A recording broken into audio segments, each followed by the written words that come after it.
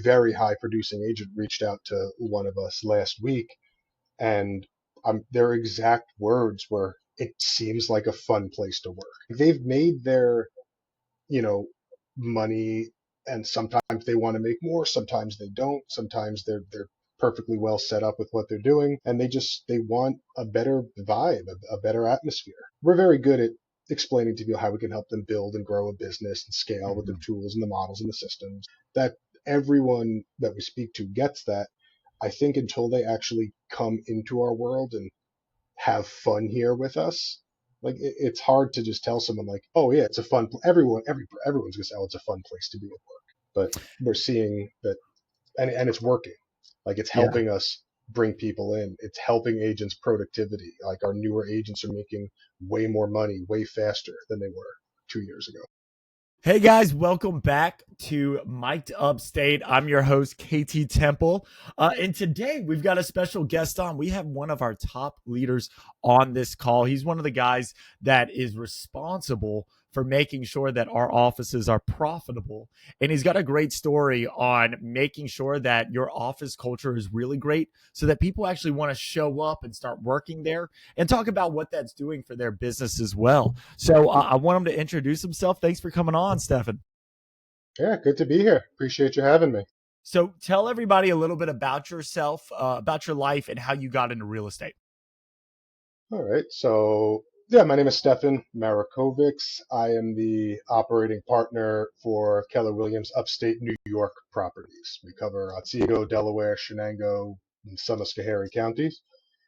I have been in real estate for about a little over 10 years. Before that, was living down in New York City. I worked in finance. I went to school in Buffalo, majored in economics, and just sort of, everything was kind of linear up until I got into real estate. My parents own a restaurant locally, and one day I was driving by. I had never in my life thought about getting involved in real estate, actually, it was never a thought in my mind. And I was driving by their restaurant, and I figured I'd pop in and say hi. And there was a guy sitting there, and little did I know he'd actually be my broker manager 2 months from that point. He was sitting there having something to eat, and I just introduced myself. We started chatting because there was no one else in there, and he was like, "You should get into real estate." And I really didn't have much else going on at the moment. I was kind of in between things, so I said, "Sure, let's give it a shot." And 2 months later, I was licensed. So how long ago was that? That was in 2014. 2014. So in 10 Yeah, years, that time span, you went from agent to owner of an office. yeah, agent, and then did a little team. Then I got involved with Keller Williams, and that's really when things started like opening up like big time. I joined What the did that do for you? ALC. It was interesting. It was the first time that I saw the potential for not what a good leader could do for me, and you can feel how good it made them feel, and I wanted to do that for other people. Like up until I joined Keller, my whole everything I knew about real estate was just like what most people that aren't in this world know. It's here's the broker and the owner. I do the sales. I make the commission. It is what it is. I saw some of the things some of the people in this world were achieving, and even then, I wasn't thinking about being a leader at all. I loved the education and the people here, and just yeah. Awesome, man. So when we were talking about what we were going to do for this episode, we were talking about just your office culture. And you are in Oneonta, which how many real estate agents are even in Oneonta? In our market center or just No, our area. in your area. Um, we have about, I'd say, including the non-board MLS folks, maybe 550, 600, 600. And so a at little your less. one office, you've got 100 agents. Yes. So almost 1/5, 1/6 of all the agents are at your one office. Yeah. Yeah. At most places, if you said that, they'd be in the thousands of agents. Yeah, So it's right. incredible that, that many agents have chosen to be at your office. And so when I asked you why, you just said it comes down to culture. So what does culture mean to you? That's a big question. It's the most important thing because people logically can understand the value that we provide to help them build and grow a business, but like the culture is what makes them feel. Like we just had our Thanksgiving potluck like right before this. At our team meeting, we do a little potluck once a year. There was probably like 35 people. 35% of our agent base was in the room, and some of them do maybe one deal a year, but it doesn't matter. Like they show up all the time because they love being here and they feel good about it, and it's why I'm here. Like obviously like to build a business and help people grow and all that, but you love being here. It's objectively a fun place to be. Yeah, when I got the opportunity to go to your office and you guys were doing your PC coaching group in there, and you had, almost 1/4 of the entire office in that room, and everyone was Hmm. collaborating, everybody was sharing and excited to be there. And because of COVID did change a lot of things, whether we like it or not, it did. And for me to come into a market center of only 100 people and see that kind of interaction was a little bit surprising. I there's a lot of offices where you don't see it. Uh, what are your leaders doing that's so different to get that level of excitement, to get that level of participation? I think it's a combination of a few things. We for starters that we're all here, right? Like I know there's a lot of offices and market centers where like not every OP is a big in the office all the time OP. Like most of our leadership team, pretty much all of us, are here every day, right? So like no matter what, when agents come here, and I know it's not realistic for everyone to do that, but if an agent walks in the door, you have your MCA, your TL, your OP, your PC, our director of agent services, our brokers here a good amount of the time. So like we're all here all the time, and we all really get along. It does make a huge difference. You've been, I'm sure it's not even just real estate, but you've been to offices where you're like, I think everyone hates each other here. Yeah, yeah. Yeah. And it's not to where you want to spend time. One of the things when I No. was a team leader, I noticed, especially if it was a new agent, I knew that new agent was going to be successful or not in that first 6 months if I saw them. If I could remember who that person was because they actually showed up, that's when I knew, well, I might be able to keep that person for 2 years if they keep Mhm. doing the work and showing up. Do you kind of find the same in your office? 1,000%, right? So we have there's a few agents in our world who are like newer that started that were they had a lot of maybe not so great stuff like going on in life, and they wound up being exceptionally talented agents. But I know, and that's kind of really where it like clicked for me when I know for a fact if we weren't here or this was just like call me if you need me kind of thing, and like we weren't here for them and had this like safe space for them, they probably wouldn't have done it. They wouldn't have cared to. Like I've seen it help people in a lot of ways more so than the cloud-based, you know, brokerages and all that stuff. So Well, a lot of people are just like waiting for someone to give them permission to get out of their own way. And it's hard to ask for that. Sometimes that has to be told, especially for adult learners who this might be their second, third, fourth career. No one's ever been like, hey, you're allowed to do this. And so they never know to ask. And to have people like you guys around to be able to say, hey, it's okay to fail. It's okay to get rejected. It's hard for people to ask for that. So I think having you guys there really makes the difference. yeah, I mean, 100%. And it's interesting because what 45-50% of all agents everywhere have been in business since COVID. Like and so I for a while was looking at it as well. It's like I don't know why we have all this space. People stopped coming to the office. half our agent base never came to an office. Like that wasn't a thing. They don't even like we had some people here today that they haven't been here in like a year or two, and they were like, "Wow, this is amazing. I didn't know it was like this." You know, it's like we do a Yeah, good y'all got job with food them. today? Sweet. Yeah, right. Yeah, that's the key too. Like Yeah. lunch. Yeah, like you It keep it feeding them, makes they'll keep coming. when I got my license when I was 21 and I had no money at all. And I was like, "Oh dude, if I show up, I might just get some free food." Like that was the Right. best part. So I we think. often hear Oh, that go on. people are drawn here because of the culture. For a top producing agent looking to switch brokerages, what is the single most compelling non-monetary reason they should join Keller Williams? Non-monetary. I think Non-monetary. depending on where they are in their career and life. Like we have some people that we're talking to right now, and like a very high producing agent reached out to one of us last week, and their exact words were, "It seems like a fun place to work."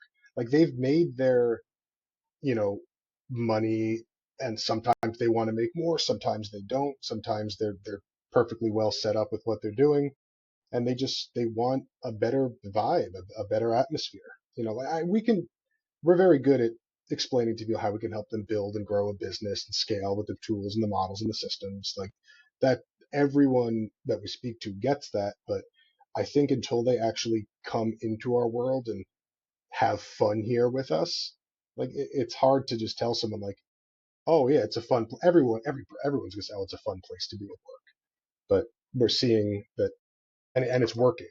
Like it's helping us bring people in. It's helping agents' productivity. Like our newer agents are making way more money, way faster than they were 2 years ago.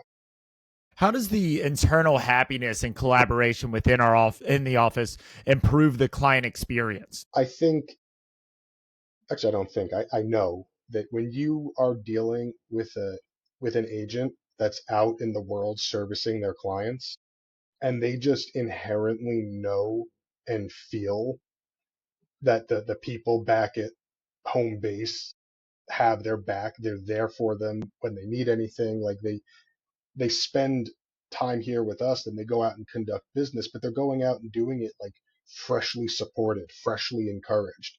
They're not, you know, this business can be isolating. Like we all know that.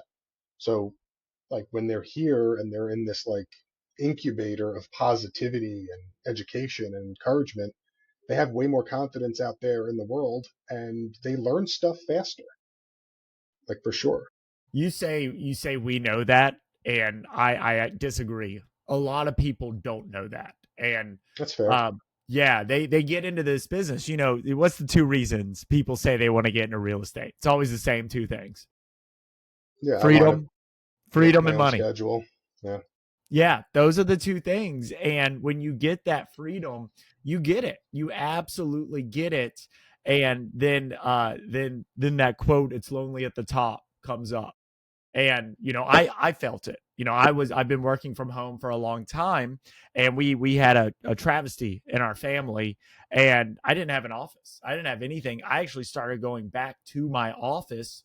I didn't have anything to do there. I just started going there to be around people, and it did help, and it did change my outlook during a time I needed it, and just having that option really did make the difference for me. Yeah. And it's I think I was torn for a little while too, right? Because there's a lot of people out there that will say, and maybe it's true in other places, I don't know, I don't run those offices or companies, but they're like the model shifting the other way to less space, don't rent as much space, like have a smaller footprint. And I understand that because it probably is. But Mhm. we're sort of the opposite. Like, right, we have a waiting list of agents that want office space. Like we have enough people that want to be in here more than they are, and they're already here a lot. And I fully believe that the more time you spend in the office around the right people, the more success you achieve quickly. Like opportunity is there for you if you're there when it arises. Yeah, no one's signing up to be on a waiting list to be in the office unless there's value there. Yeah. So, We and that actually might had be it. like that might be it for my next question. But I was going to say that culture is a hard thing to measure, right? So if you had to pick one metric or behavior that best demonstrates the business value of our culture, what would it be? That's a pretty good one, though. A waiting list for office spaces Yeah, I might mean be the that's answer to that. like us considering carving out a chunk of our training room to build more space for agents is pretty compelling. Yeah. Is there anything else that comes to mind? A quantifiable measure that we're doing Yeah. culture the right way. And I think if I had to think of one for you, me showing up to an office of 100 people, right? I teach classes at offices with 600, 700 people. And I get there and I've got 20 people in my room. And I'm like, great, that's a full class. Awesome. But then I show up to your office of 100 people and I have 30 people in a room. And that is one third of your office showing up to Yeah, a class. For me to get one third of a 400 person office, there better be 100 people in that room. And that just doesn't happen. So I think just going off of your percentages, that alone is impressive. And people aren't showing up just for me and nobody like me. I don't have any, history in your region, but people are still showing up. And that's because you've provided value there before and they've expected value again. And that's why they still show up without you having to twist their arm. yeah, and I would add to that I would say most of the time, yeah, like they see value, and we I think we do an excellent job with education, but they're not even showing up for me or someone else teaching. Like they're there for each other. Like all of these people genuinely love being around each other. Like they're supportive. They have we have a Google chat with all the different stuff. We have a PC chat on Google all day long. There's probably 500 messages in there a day for people just going back and forth, helping each other, checking in, sending each other pictures of what they're up to. Like it really is impressive. And the coolest part was all we really had to do was get it going a little bit, and it's them, it's the agents that do all the heavy lifting when it comes to showing up for each other. Yeah. So when we're looking ahead, what's your one cultural initiative or change? What's on the horizon for you guys? We doing a I don't. December potluck? Are we just gonna keep doing that? So no, in December we have our white we do a white elephant gift exchange in Awesome. December, and that's usually pretty well attended. But when anytime we do, like the fact that we're even at our regular team meetings, like we're almost back to kind of like standing room only. And it feels really good because that just wasn't a thing, at least for us, for a long time. Yeah. Yeah. Well, I know. And everyone started at zero again in 2020. So, if you're getting that crowd right now, you've done something to earn that crowd because it's very easy for someone to disconnect. And you had to, you know, 2022 rolled around and you had to say, hey, we've got a place for you to come. And I think you guys did do that. and I think part of the reason that I do genuinely feel strongly in the power of physically being around people who can change your world, because it's what happened to me. Like Yeah. during COVID, I was a solo agent, in the beginning part of COVID, and I was just off doing. I had an office here, but I started a partnership with Anthony, and we were talking like, hey, maybe we'll go back to the office. And he came in one day and he called me. He's like, so they turned our office into storage. There was like tents, like we hadn't been there in that long. It was literally a storage closet. So we were like, all right, we cleaned it out. We started coming back. I still at that point hadn't thought about becoming involved in leadership on any level. Yeah. But being here and being around the people, and oh, let me check out that training in this class, and oh, that's pretty cool. Like you start hearing stuff, and then it's like, hey, you ever consider ALC? Take a look at the budget. Like it kept snowballing and snowballing. And it's, hey, why don't you do this KPA? Maybe we see what's going on in leadership, and then it quite literally one thing led to another, to another, to another. Just because I was here, just because I decided to come back to the office, it changed my life. Literally put opportunity in front of me that I am positive I would not have been exposed to had I just stayed away from it. Yeah, I love 100%. telling the story about my mom when she started in this company. She started to save up to buy a patio for me and my brothers. And now she's been an office owner for 10 years. And this Yeah, company it's will crazy. snowball you into owning an office if you keep showing up. It's funny how it happens. It really is, and it's honestly it's a testament to the company and just how excellent everyone in this world is at giving someone what they need very efficiently to say, hey, I think I'm into that. And there's no world where it's, you know, hey, someone puts their hand in the air because they want more. Like someone telling them, nah, you're good where you are. It just isn't a thing. It just doesn't happen. And I attribute not a lot of it to the fact that I came back. I was here. So, You know, Stefan, if someone's thinking about joining KW and they're in the Oneonta area, how should they get a hold of you? you could email me, smarik, SMARIK, at kw.com, or give me a call. My cell is 516-974-8882. Awesome, man. Well, thank you for your time, guys. We'll be back again with another episode next Friday. If you found this episode helpful, please share it with somebody in your office or somebody in another office that you think KW might be a good fit for them. My name's KT Temple. And lastly, leave us a review. Really does help us out a lot. Share this with the agents in your market center. It's been great hearing stories from you guys. And one more thing. If you have a story, if you're one of our KW agents here in upstate New York and you've got an incredible story that you want to share, we're happy to spotlight you. I am begging for our agents to tell me what they are doing great so that we can all be successful from learning you. And it's not a bad referral opportunity. So reach out to me, guys. We'll see you again next Friday. Have a great week, everyone. Thank you again, Stefan. Yeah, sure. Thank you.